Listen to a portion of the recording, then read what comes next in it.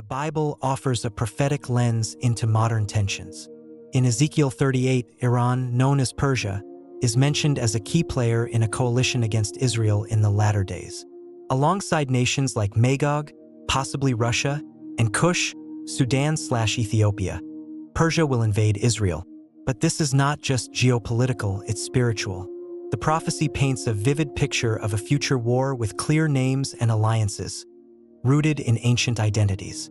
In Ezekiel 38 and 39, the prophet speaks of a confederation led by Gog of the land of Magog, believed by many scholars to be Russia, joined by Persia, modern-day Iran, Cush, Put, and others. These nations come like a storm upon the land of Israel, a small nation dwelling in relative peace. But their mission is not merely territorial, it's spiritual: to erase Israel from the map. Yet the Bible declares they will fail spectacularly.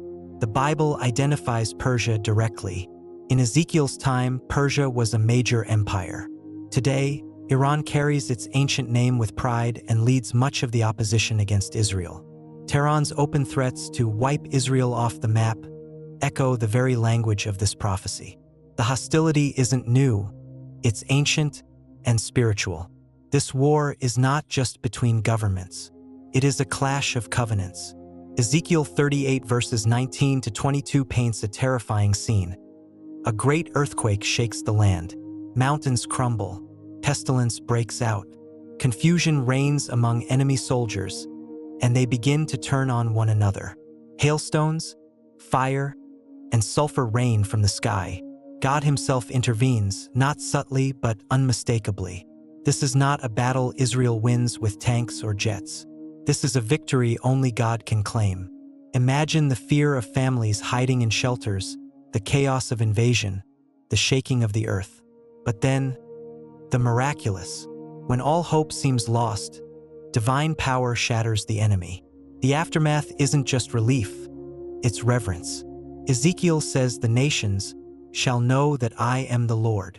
This war ends not just in survival, but in a spiritual awakening that stretches far beyond the borders of Israel. Surprisingly, no, the Bible doesn't leave Persia in permanent judgment. In Isaiah 19, an astonishing future is revealed. Egypt, Assyria, modern Iraq, and Israel will worship the same God. Even Iran will be part of a highway of peace, connecting former enemies. This suggests that the war is a refining fire, not total destruction.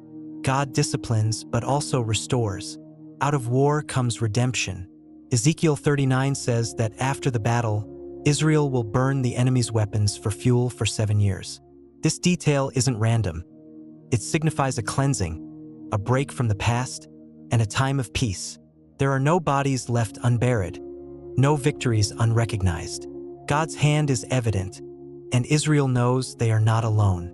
This time of peace may be short-lived, but it is prophetic, preparing the way for the next chapter. Many scholars believe this war ushers in the era of the Antichrist and the final 7 years prophesied in Daniel.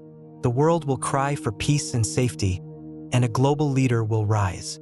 But those who know the Bible will recognize the signs. The Ezekiel war is not the final war, but it shakes the world into prophetic alignment. It's the trumpet before the storm. This prophecy isn't meant to cause panic. It's a call to readiness. As Jesus said in Matthew 24, "When you see all these things, know that it is near at the door." We are watching the Bible come alive. And the right response isn't fear, it's faith. To seek truth, to pray for Israel, to prepare our hearts.